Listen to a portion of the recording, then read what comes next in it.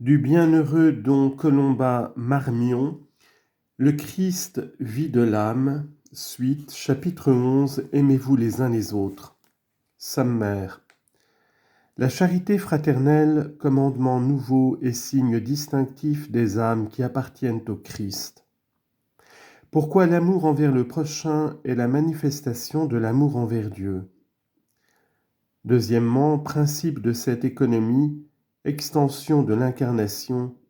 Le Christ est un, on ne peut se séparer du corps mystique sans se séparer du Christ lui-même. Troisièmement, exercice et formes diverses de la charité. Elle doit se modeler sur celle du Christ Jésus, comment saint Paul nous y exhorte. Ut sint consumati in unum. Dans toutes les pages qui précèdent, nous avons vu comment la foi en Jésus-Christ, Fils de Dieu, une foi vive, pratique, qui se traduit sous l'influence de l'amour, par des œuvres de vie, qui s'alimentent par l'Eucharistie et l'oraison, nous mène par degrés à l'union intime avec le Christ, au point de nous transformer en lui. Mais si nous voulons que cette transformation de notre vie en celle du Christ Jésus soit complète et véritable, qu'elle ne rencontre pas d'obstacle à sa perfection, il faut que l'amour que nous avons pour notre Seigneur rayonne autour de nous et rejaillisse sur tous les hommes. C'est ce que saint Jean nous indique quand il résume toute la vie chrétienne en ces paroles. Le commandement de Dieu est que nous croyions au nom de son Fils Jésus-Christ et que nous nous aimions les uns les autres. 1 Jean 3, 23. Je vous ai montré jusqu'ici comment s'exerce la foi en notre Seigneur. Il me reste à vous dire maintenant comment nous réaliserons son précepte de l'amour mutuel. Voyons donc pourquoi le Christ Jésus a mis dans ce précepte de la charité à l'égard de ses membres comme le complément de l'amour que nous devons avoir pour sa personne divine et quel caractère comporte cette charité. Premier entretien. Quand saint Jean a-t-il entendu ce commandement qu'il nous rapporte ? À la dernière scène. Le jour si ardemment désiré par notre Seigneur est arrivé. Desiderio desideravi. J'ai désiré d'un grand désir manger cette Pâque avec vous. Luc 22, 15. Il a mangé la Pâque avec ses disciples, mais il a remplacé les figures et les symboles par une réalité divine. Il vient d'instituer le sacrement de l'union et de donner à ses apôtres le pouvoir de le perpétuer. Et voici qu'avant d'aller subir la mort, il ouvre son cœur sacré pour en révéler les secrets à ses amis. C'est comme le testament du Christ. Je vous donne, dit-il, un commandement nouveau, que vous vous aimiez les uns les autres comme je vous ai aimé. Jean 13, 34.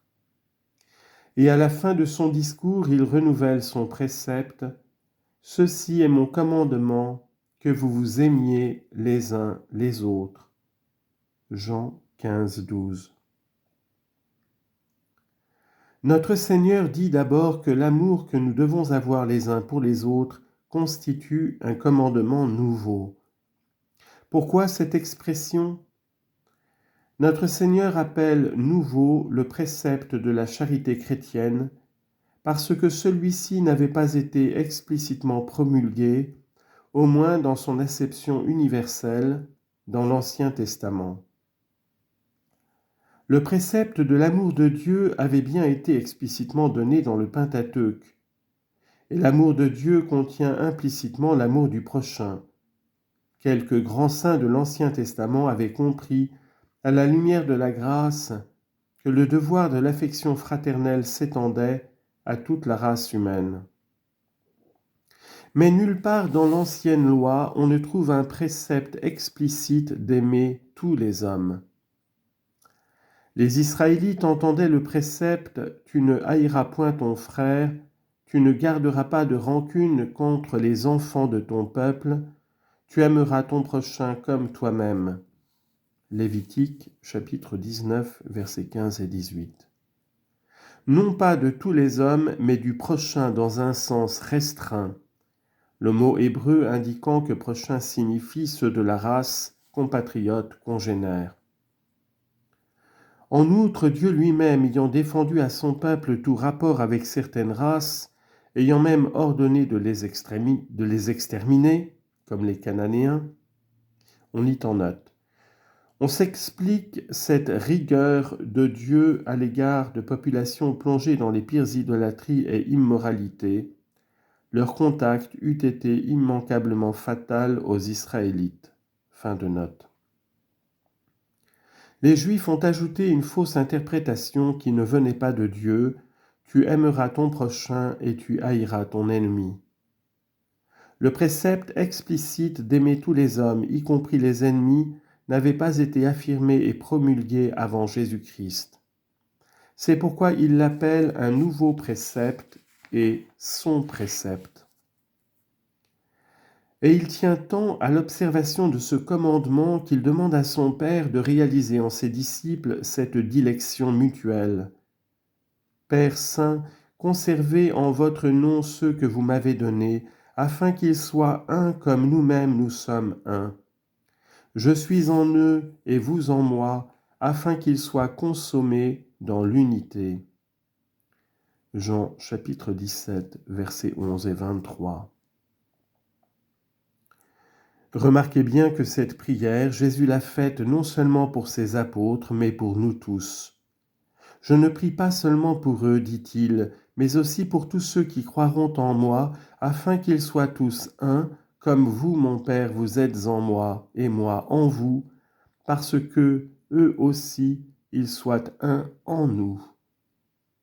Jean 17, versets 20 et 21. Ainsi, c'est le vœu suprême du Christ que ce commandement de l'amour de nos frères. C'est tellement son désir qu'il en fait non un conseil, mais un commandement, son commandement, et qu'il en donne l'accomplissement comme le signe infaillible auquel on reconnaîtra ses disciples. In hoc cognoscent omnes quia discipuli mei estis, si dilectionem abueritis ad invicem. Jean 13, 35. À ceci tous vous reconnaîtront pour mes disciples à l'amour que vous aurez les uns envers les autres. C'est un signe à la portée de tous. Il n'en est pas donné d'autre. Cognoscent omnes. On ne pourra s'y tromper. L'amour surnaturel que vous aurez les uns pour les autres sera une preuve non équivoque que vous m'appartenez vraiment. Et de fait, dans les premiers siècles, les païens reconnaissaient les chrétiens à ce signe. Voyez donc, se disait-il, comme ils s'aiment.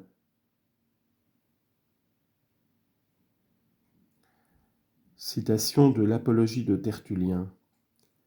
Pour notre Seigneur lui-même, ce sera le signe dont il se servira au jour du jugement pour distinguer les élus des réprouvés. C'est lui qui nous le dit, écoutons-le, car il est la vérité infaillible. Après la résurrection des morts, le Fils de l'homme sera assis sur son trône de gloire. Les nations seront assemblées devant lui. Il placera les bons à sa droite et les méchants à sa gauche. Et s'adressant aux bons, « Venez les bénis de mon Père », leur dira-t-il, « prenez possession du royaume qui vous a été préparé dès l'origine du monde. » Et quelle raison en donnera-t-il ? J'ai eu faim et vous m'avez donné à manger, j'ai eu soif et vous m'avez donné à boire, j'étais étranger et vous m'avez recueilli, j'étais nu et vous m'avez revêtu, j'étais malade et vous m'avez visité, j'étais en prison et vous êtes venus à moi. Et les justes s'étonneront, car jamais ils n'ont vu le Christ dans ses nécessités.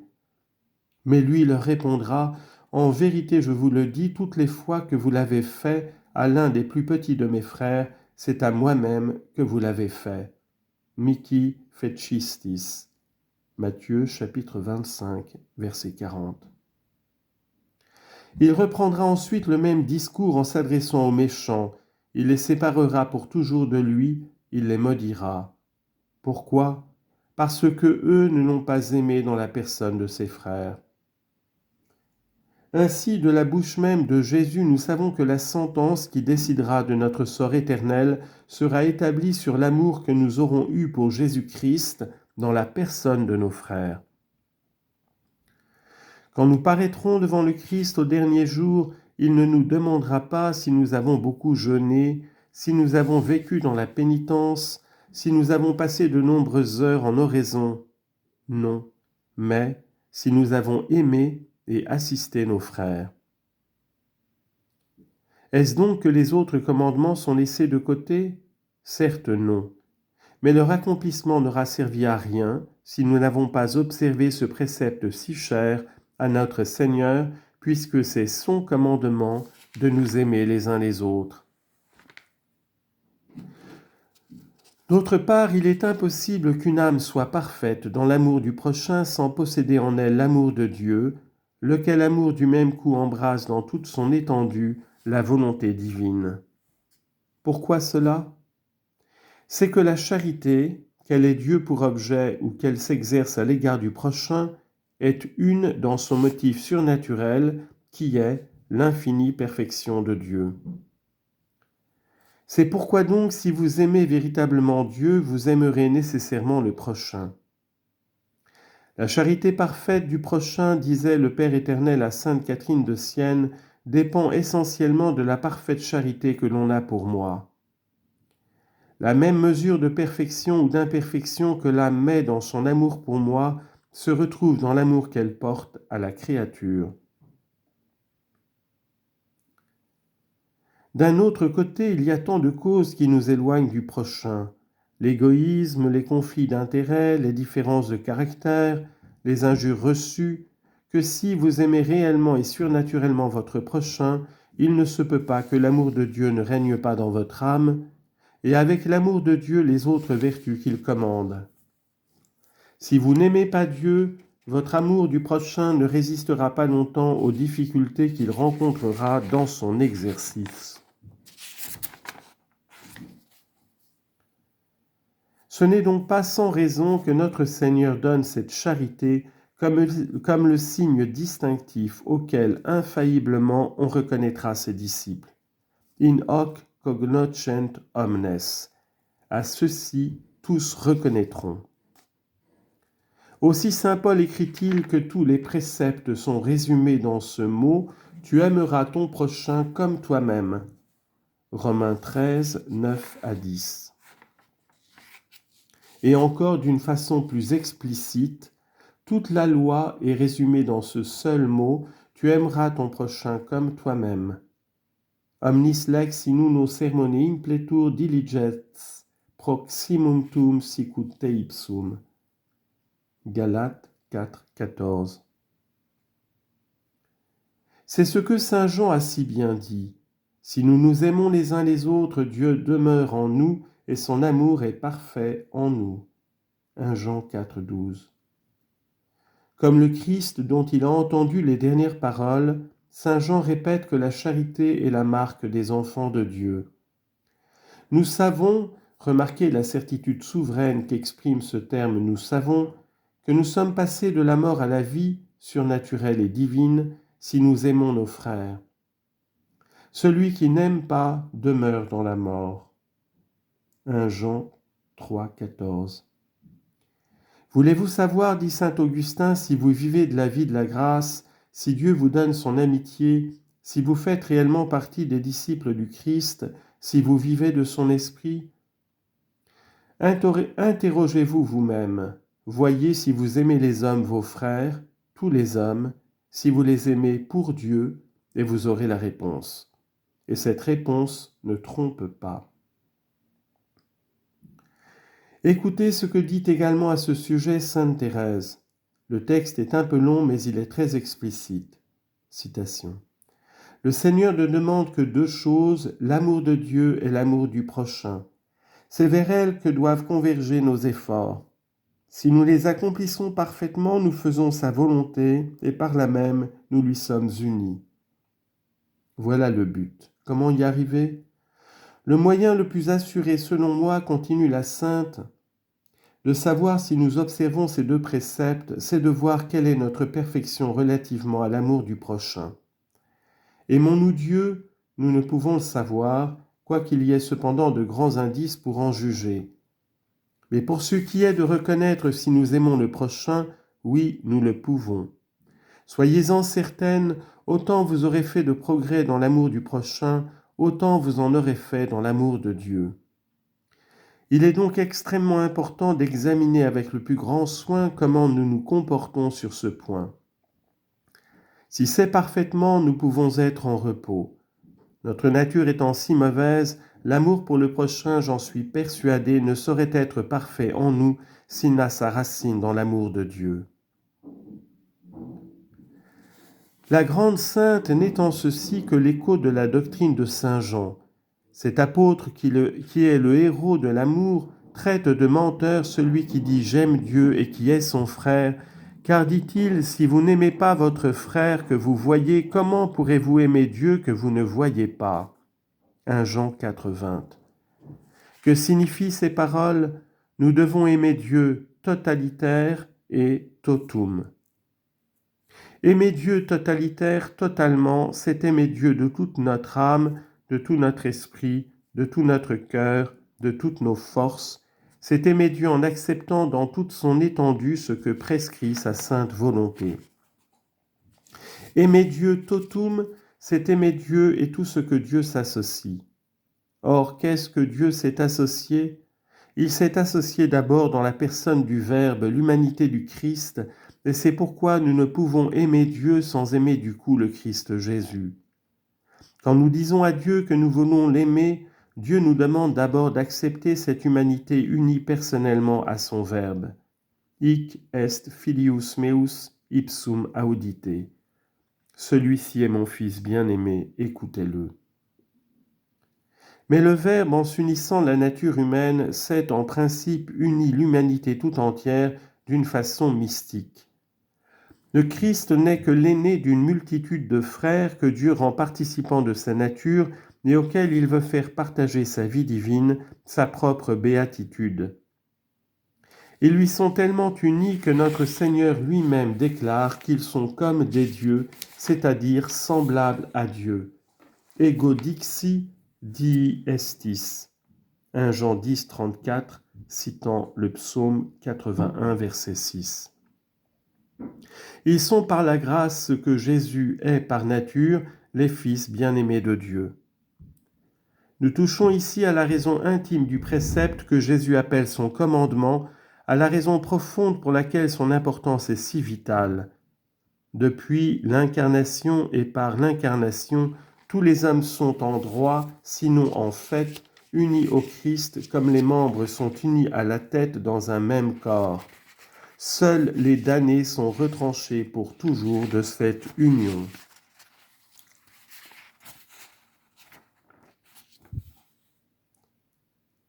Il y a des âmes qui cherchent Dieu dans le Christ Jésus, qui acceptent l'humanité du Christ, mais qui s'arrêtent là. Cela ne suffit pas. Nous devons accepter l'incarnation avec toutes les conséquences qu'elle impose. Nous ne devons pas arrêter le don de nous-mêmes à l'humanité propre du Christ, mais l'étendre à son corps mystique. C'est pourquoi ne l'oubliez jamais, car je touche ici à un point des plus importants de la vie surnaturelle, délaisser le moindre de nos frères, c'est délaisser le Christ lui-même. Soulager l'un d'eux, c'est soulager le Christ en personne. Quand on frappe l'un de vos membres, votre œil ou votre bras, c'est vous-même que l'on atteint. De même, atteindre qui que ce soit de notre prochain, c'est atteindre l'un des membres du corps du Christ, c'est toucher Jésus lui-même. Et c'est pourquoi notre Seigneur nous a dit que tout ce que nous faisons de bien ou de mal au plus petit de nos frères, c'est à lui-même que nous le faisons. Notre Seigneur est la vérité même. Il ne peut rien nous enseigner qui ne soit fondé sur une réalité surnaturelle. Or, en ceci, la réalité surnaturelle que nous fait découvrir la foi, c'est que le Verbe en s'incarnant s'est uni mystiquement l'humanité entière.